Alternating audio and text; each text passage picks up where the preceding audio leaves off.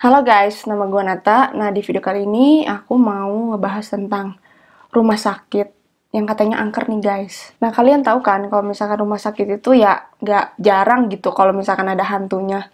Soalnya kan di situ juga ada banyak orang yang meninggal, kayak gitu kan. Nah, tentunya pasti banyak banget nih cerita-cerita horornya kayak gimana. Buat kalian yang pengen tahu, langsung aja simak video aku ini ya guys.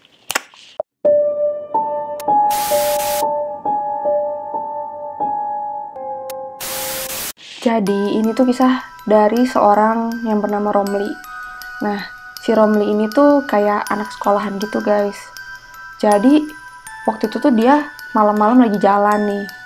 Terus dia ketemu, lihat-lihat kayak ada segerombolan orang lagi di pinggir jalan gitu. Terus dia samperin kan si Romli ini. Taunya, dia itu kayak ngeliat kalau misalkan orang-orang yang lagi rame itu tuh lagi ngebantuin orang abis kecelakaan gitu guys. Jadi di situ tuh ada tabrakan atau gimana gitu ya. Pas dia lihat itu adalah teman sekelasnya si Romli ini. Terus dia buru-buru kan nih ceritanya bawa ke rumah sakit. Nah, di rumah sakit ini tuh ya dibantuin gitu kan, maksudnya diurusin sama si Romli kayak gitu-gitu. Karena dia ngerasa itu teman sekelasnya gitu. Terus akhirnya dia telepon papa mamanya dan minta izin buat ngejagain si temennya itu. Karena si temennya itu tuh orang tuanya kayak lagi nggak ada di situ gitu. Nggak ada di daerah Jakarta, lagi di luar kota. Jadi dia nggak bisa datang gitu ke situ. Akhirnya si orang tuanya itu yang nyuruh si Romli buat ngejagain si anaknya ini guys. Oh ya, buat kalian yang kepo, ini tuh rumah sakit RSCM. Rumah sakit Mangucipto Kusumo guys. Jadi dia tuh didiriin pada tahun 1919. Nah, tentunya udah lama banget kan guys. Nah, jadi kejadian ini tuh ada di RSCM ini guys. Jadi pas tengah malam jam 12.30-an gitu ya guys. Nah, si Romli itu kan masih tetap kayak ngejagain si temennya ini. Tapi dia udah mulai ngantuk nih guys. Jadi akhirnya dia memutuskan buat jalan-jalan di lorong. Nah, niatnya sih pengen dapetin segelas kopi gitu biar nggak ngantuk. Nah, terus tuh si Romli tuh nanya ke si perawat yang ada di lorong situ ini guys. Jadi dia nanya, oh kantin ada di mana ya? Kayak gitu. Terus akhirnya dijawab sama si perawat. Tapi kata si Romli tuh kayak kurang jelas gitu loh. Si perawat kasih arahnya gitu. Jadi akhirnya karena si perawat itu gak jelas ngejelasinnya si kantin itu ada di mana. Nah, dia jalan-jalan, nelusurin sendiri gitu, pakai instingnya buat dia nyari secangkir kopi itu, nyari-nyari, nerka-nerka kantin itu ada di mana gitu. Ketika dia lagi jalan gitu, di lorong-lorong gelap gitu ya guys, dia itu kayak nyium aroma-aroma kayak obat-obatan gitu loh guys. Terus dia kan kepo ya orangnya, pengen cari tahu nih, di mana letak si bau-bauan itu. Dan tiba-tiba kayak ada suara aneh gitu guys, kayak lagi berbisik. Akhirnya dia mencari tahu kan suaranya itu kayak datang dari mana. Terus akhirnya dia kepoin, nyamperin si kayak lorong gelapnya itu guys. Nah, terus sudah nyamperin, tapi pas dia nyamperin itu si suaranya itu malah menghilang guys. Jadi kalau dideketin suaranya itu kayak ngilang gitu. Dan malah ngeliat keliling yang tempat si Romli datengin itu kayak berantakan parah banget gitu loh guys, kayak nggak keurus. Nah, terus nih guys, ini yang bikin deg-degan banget sih. Jadi pas dia udah deketin tuh lorong yang gelap itu guys, nah dia samperin, terus dia ngeliat kayak ada sebuah meja gitu. Mejanya itu kan ya dia lihat kayak meja biasa aja, tapi karena pandangan dia yang minim cahaya gitu guys, jadi dia kepoin, kayak ngeliat ada sesuatu yang aneh di atas meja itu guys. Pas dideketin, tau gak apa, aku sampai merinding juga sih ini bacanya. Kayak kepala gitu guys, kepala cewek, terus panjang gitu rambutnya, terus cekikikan gitu lagi. Kayak si Romli itu kan kaget kan, berkaget, dia lemes guys. Terus udah gitu dia lari-lari gak karuan, karena ya bayangin aja kalian coba kalau lihat ada kepala kayak gitu. Terus anehnya lagi, kepalanya senyum guys. Jadi Oh, udah bener-bener deh takut. Terus aku nggak tahu ya ini beneran apa enggak. Pas dia lari tuh keluar dari lorong yang tadi dia ketemu sama si kepala itu guys, dia itu kayak jatuh. Terus pas dilihat itu kesandung ada orang, nggak ada apa ya, nggak ada kaki sama tangannya gitu guys. Jadi dia kesandung mayat atau hantu gitu ya lah. Kayak gitu, nggak ada kaki, nggak ada tangan. Dan terus si Romli itu bangun, langsung ke si satpam guys. Jadi dia nyari-nyari satpam. Akhirnya ya udah ditenangin sama si satpam di posnya dia gitu loh. Jadi pas cerita-cerita udah ditenangin di situ. Jadi akhirnya si satpam tuh cerita bahwa si ruangan yang tadi dia kunjungin itu adalah ruang bekas bedah instalasi umum guys. Jadi di situ tuh udah lama nggak dipakai ruang bedahnya itu. Jadi kayak angker.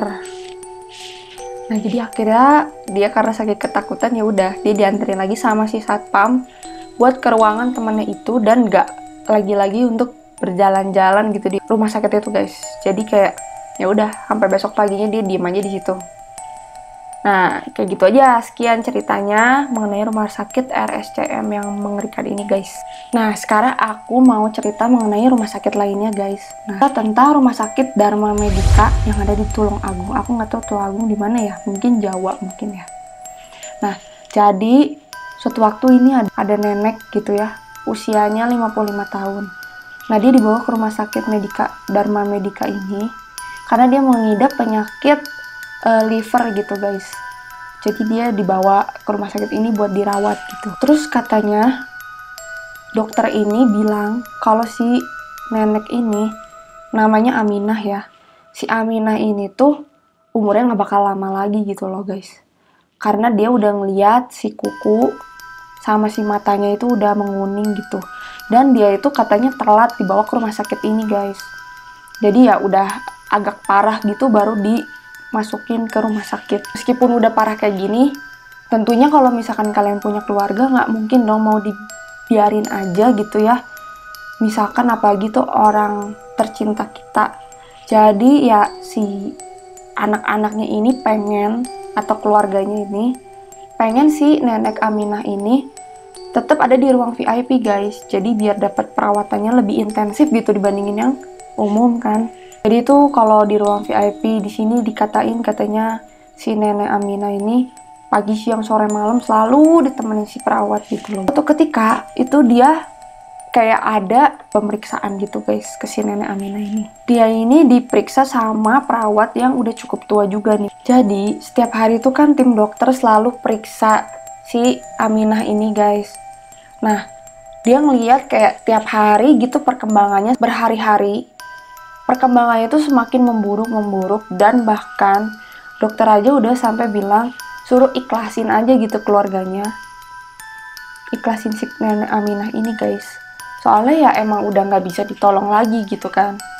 Nah pada saat hari ke-7 dokter nyatain nih kalau si nenek Aminah ini udah segar bugar banget nih guys. Jadi kan kayak aneh. Jadi kondisi dia pas hari ke-7 sama pas hari 1 sampai ke-6 itu berbanding terbalik guys. Jadi hari 1 sampai ke-6 itu udah kayak kritis banget.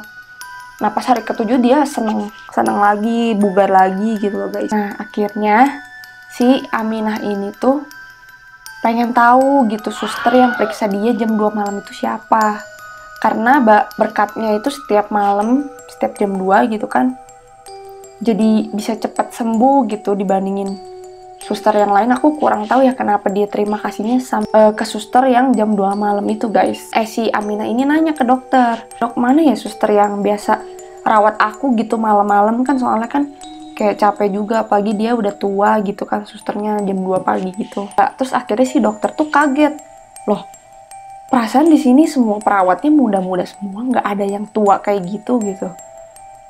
Jadi kayak waktu itu dia berbincang-bincangnya jam 7 malam ya guys. Agak merinding juga karena udah hampir malam gitu.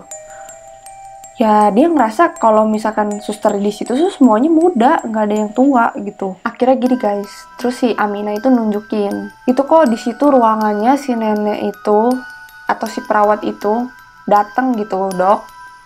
Terus kata si dokternya, itu mah bukan ruang perawat gitu, itu mah kamar mayat katanya gitu kan. Jadi Kayak jadi yang ngerawat dia tuh siapa gitu malam itu tuh, setiap malam malah. Mungkin ya hantu, tapi kalian kalau misalkan dirawat sama hantu kayak gitu, tapi sembuh, apa yang bakal kalian lakuin? Coba komen di bawah sini ya guys. Oke, sekian dulu cerita dari aku. Dan jangan lupa like, komen, dan juga subscribe supaya aku bisa cerita-cerita lagi tentang cerita-cerita horor guys. See you!